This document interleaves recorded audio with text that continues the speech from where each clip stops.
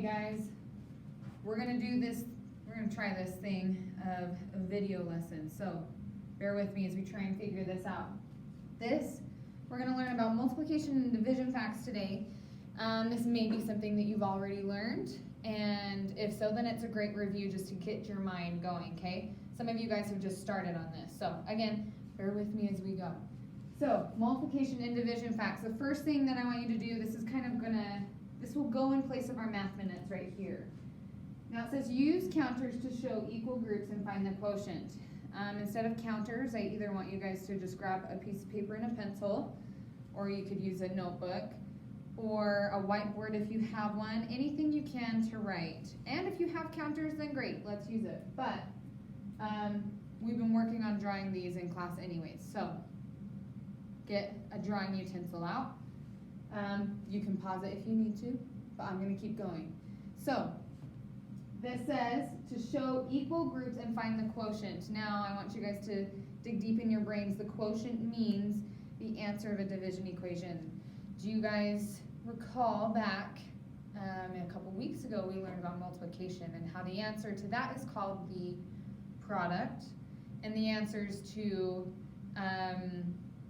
addition equations are called the sum. So with division, it's just called the quotient, okay? Practice saying quotient right now. Sweet.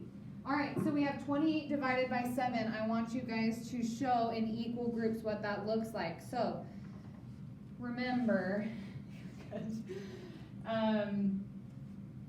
sorry for the little interruption. So 28 divided by 7, you will have 28 items off to the side, and that second number shows how many groups we have, okay?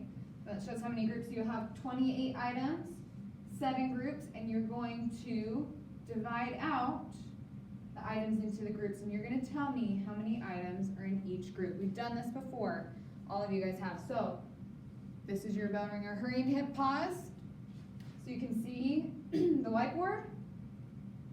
Okay? I'm assuming you've hit pause, so I'm going to go on. Again, we know this. 28 divided by 7, your answer should be 4.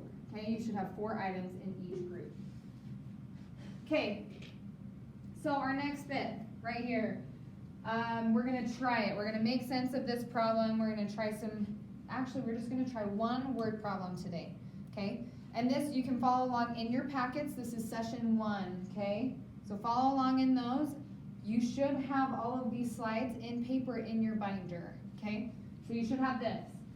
So Kenny has 24 marbles.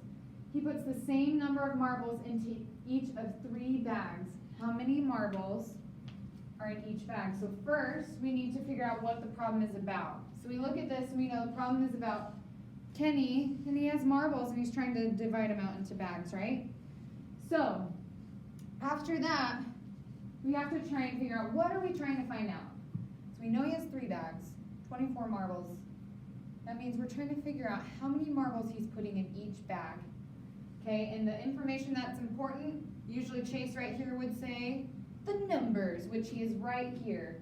24 marbles in 3 bags. So that means we have, in all, we have 24. And are we working on multiplication, division, addition, subtraction? What are we working on? Division, okay? I hope you said it. Division. And we know that there are 3 bags, so that shows our groups, right? So there are 3. So we're looking at 24 divided by 3. So what you're going to do is work this. You're going to have 24 items, so you can look like this as we go.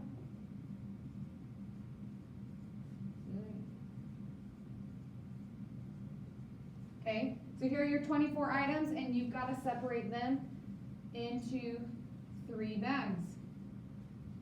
And that'll find our answer, right? Right? Try it. Click pause, try it. Okay, I'm assuming you've all tried it. So,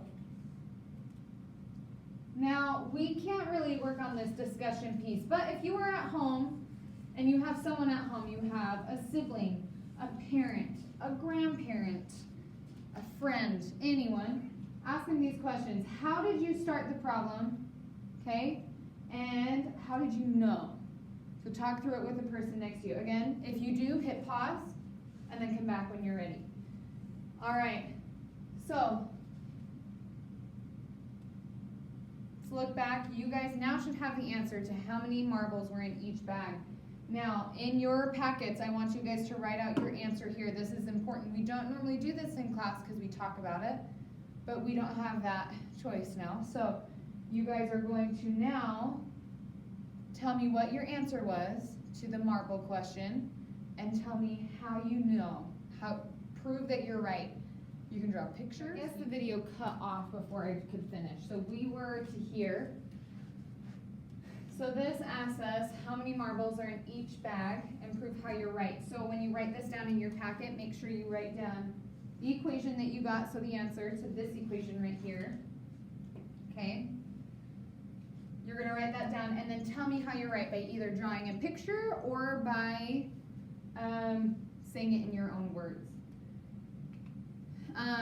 So with this one, fact families, it just shows how both multiplication and division are related, and how if we know two of these numbers, we know, then maybe we can find the third. We can find a missing number in that equation.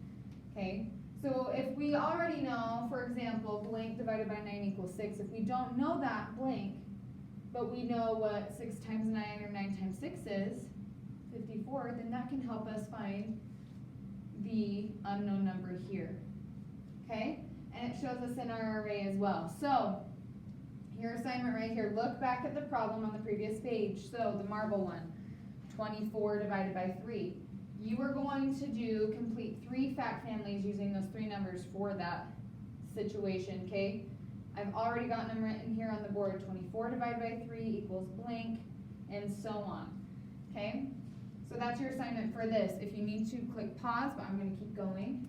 So, your final thing for this lesson is a reflection piece, okay? You are going to tell me how multiplication facts in the fact families above, so these ones right here, are alike and how they're different, so the multiplication ones, and then you're going to do the same thing for division, how they're alike and how they're different.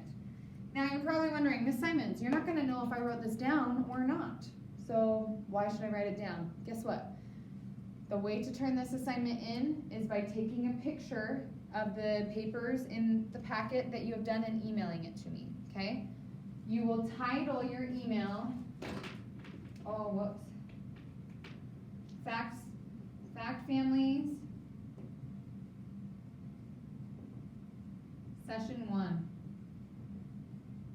I should have about 3 to 4 pictures from each of you, okay? So send that in an email, and that's how you will get your points for this assignment. Any questions? If you do have questions, please let me know. Please email me or even call me at the school, okay, friends?